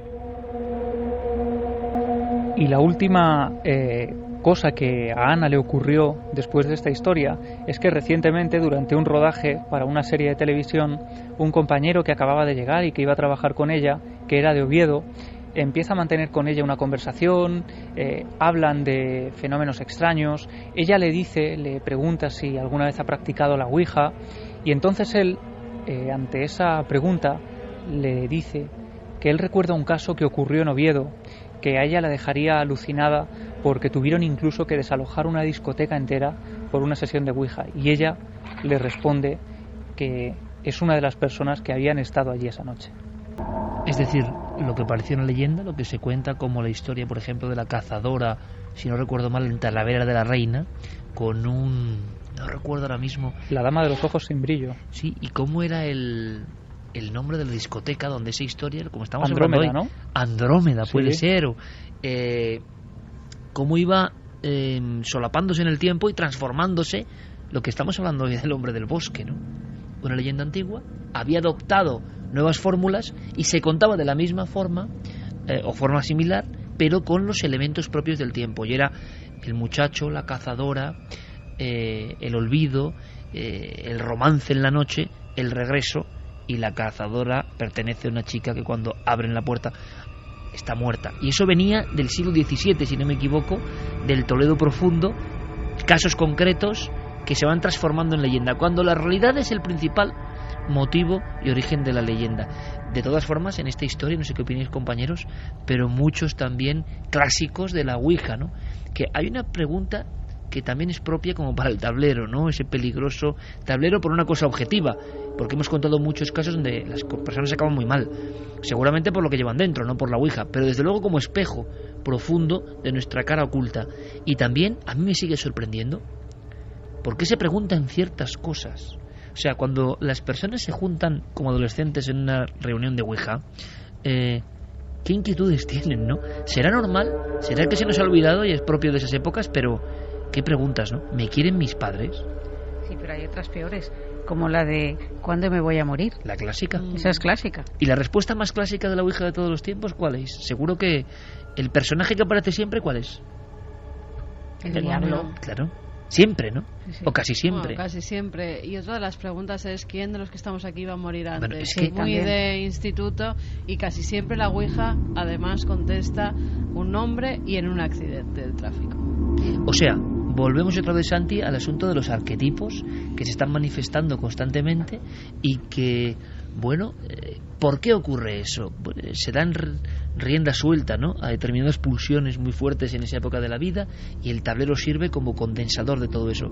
Pero tiene un halo muy siniestro todo, ¿no?, cuando se aproxima el asunto de la Ouija. Incluso el hacerlo en el baño de esa discoteca a mí me parece un sitio un poco extraño, ¿quieres que te diga? Porque con todo ese ruido... Los del instituto sí que se hacía. Sí, pero en un baño de instituto no hay ruido, pero en una discoteca... Bueno, que no hay ruido. Cuando aprovechabas en los recreos y era cuando más ruido había. Y la gente hacía la Ouija allí, es verdad. En casos célebres, lo sabemos. Sí. Bueno, no tan célebres, pero sí aprovechabas, ¿no? Sí, yo conozco muchos casos de ouijas que se han gestado tanto en colegios como en institutos, ya sean laboratorios, en aulas que se usan para clases que no son habituales, que se usan para determinadas clases. Yo creo que ha perdido fuerza la Ouija, ¿no? Pues me da la impresión, quisiera pensar que sí. ¿Qué opináis? Intuyo, que la tecnología... No veo a gente haciendo Ouija en un iPad, ¿no? Hay Ouija en Internet. Sí, pero como todo en este mundo es para uno mismo, ¿no? Prácticamente.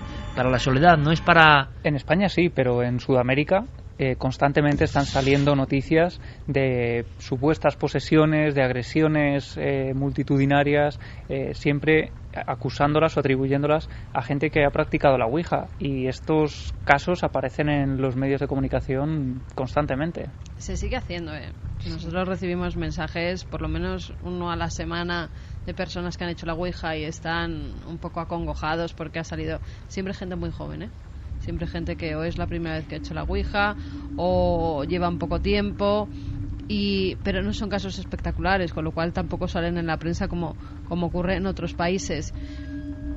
Tal vez la tecnología ha hecho que estemos más pendientes del móvil que de algo que tenemos que practicar en equipo, juntos, que hay que crear, porque las Ouijas pues es difícil conseguirlas, ¿no? Nosotros para el programa de Milenio ya no se venden en muchas jugueterías como antes, y ahora o es alguien que la copia en un folio y la haces pues eso, en una cartulina que se hace muchas veces y coges un vaso, pero ya estamos más pendientes del móvil y lo que dicen los tweets del Facebook y quedar a través de las redes, que de quedar con el grupo de amigas del instituto y hacer... Ha quedado de modé un poco, ¿no? Por lo menos en ciertos ambientes. Sí, bueno, partamos de la base además de que este asunto de la Ouija en los adolescentes tiene mucho que ver con la psicología de los adolescentes.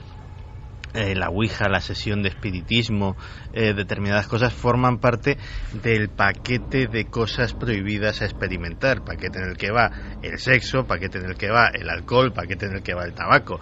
Es decir, digamos que lo que está haciendo la revolución digital es modificar ese paquete de cosas prohibidas, y a lo mejor pues esto ha quedado en una zona un poco más inocente. Es decir, bueno, chicos, esto ya de la Ouija, pues esto es para niños, ¿no? Bueno, pero siguen ocurriendo casos... es más... ahora lo hace casi más gente. típico fin de semana, parejas ya de una determinada edad que se van a una casa rural. Y que siempre se llevan un susto de muerte, o muchas veces. La mayoría, por eso te digo que es más normal que nos escriba esa gente, pero ya gente de 30 y tantos, que se juntan, que es una noche la mayor vez de tormenta, porque no pueden salir al pueblo a tomar copas, deciden quedarse en casa con la chimenea. ¿Y qué hacemos? Pues la ouija.